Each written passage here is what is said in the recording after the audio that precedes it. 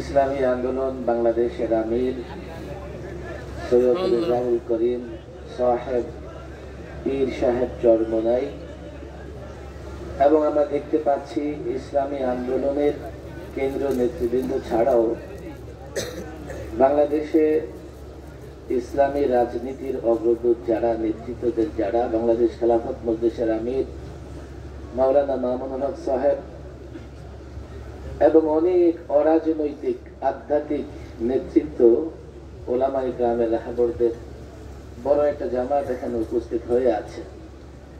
সুতরাং মাঠ পর্যায়ে আমরা যে দাবি দেখতে পাচ্ছি যে ওলামাদের ঐক্য দরকার, একরকম ঐক্য কিন্তু আজকে এই মঞ্চে হয়ে গেছে। এখন এই ঐক্য অটুট রাখতে হবে আর বৃহত্তম ঐক্যের জন্য চেষ্টা করতে হবে। পৃথক পৃথক ভাবে ইসলামী রাজনৈতিক সংগঠনের নেতৃবৃন্দের সঙ্গে আমি যখনই কথা বলেছি, আলহামদুলিল্লাহ বর্তমান এই পরিস্থিতিতে সকলেই একমত, ঐক্য দরকার। মাঠের লোকেরাও ঐক্য চায়। আমি বিশ্বাস করি খুব দ্রুতই ঐক্য দৃশ্যমান হবে, একটা রূপরেখা তৈরি হবে। ইনশাআল্লাহ সেই রূপরেখার আলোকে আমরা একসঙ্গে পথ চলবো। আমি আমার ক্ষুদ্র জায়গা থেকে, আমি নিরীহ মানুষ হিসেবে এতটুকু বলতে চাই, ওলামা ইকরামের ঐক্যের প্রয়োজনে, ওলামা ইকরামের ঐক্যের প্রয়োজনে, ইসলামী রাজনৈতিক সংগঠনগুলোর ঐক্যের প্রয়োজনে আমার ক্ষুদ্র যেটুকু আছে, আমার যেটুকু পরিচয় আছে, আমি সেটা বিলীন করে দিতে চাই, সেটা মুছে ফেলে ওলামা ইকরামের সঙ্গে থাকতে চাই।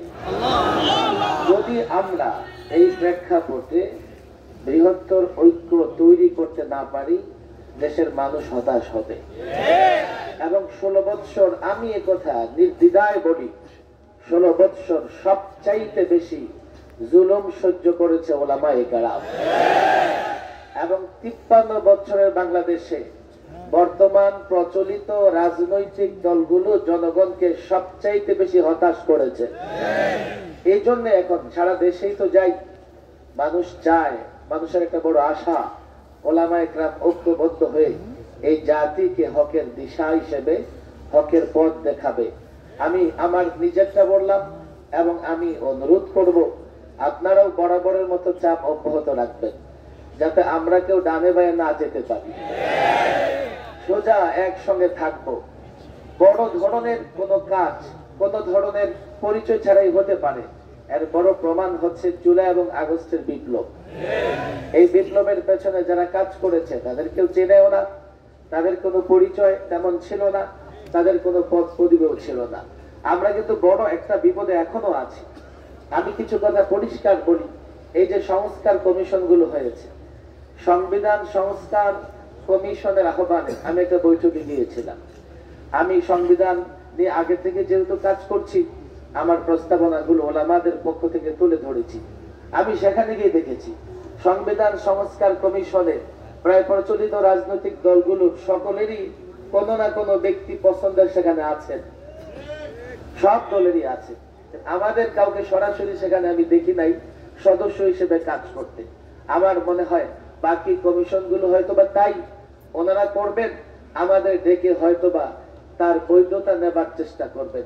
আমি এক্ষেত্রে পরিষ্কার বলি, সংবিধান থেকে শুরু করে নির্বাচন সংস্কার কমিশন পর্যন্ত কে কাজ করছে, কারা কাজ করবে, ইসলাম এবং মুসলিম উম্মাহ, দেশের মানুষের স্বার্থ বিরোধী, কল্যাণ বিরোধী কোনো কিছু হলে তা মানা হবে না। এর জন্য ঐক্য প্রয়োজন, ঐক্যের কোনো বিকল্প নাই। আজকে আমাদের এখানে মোহতারাম আমির ইসলামী আন্দোলনের পীর সাহেব চরমোনাই এবং নায়েবে আমির সহ নেতৃবৃন্দ আছেন। আমি মনে করি আপনাদের একটু অগ্রসরে বড় ধরনের ভূমিকা পালন করতে হবে। বর্তমানে আপনাদের কাছে মানুষের প্রত্যাশা বেশি। মাওলানা মামুনুল হক সাহেব আছেন, আরেকটু খোলামেলা আলোচনা করে বৃহত্তর একটা ঐক্যের দিকে আমরা যাব। যদি যেতে পারি ইনশাআল্লাহ সফলতা খুব বেশি দূরে নয়, আমরা সফল হব। আর আগামীর বাংলাদেশ হবে ইসলামের বাংলাদেশ। সম্মানিত উপস্থিতি, আমাদের মঞ্চে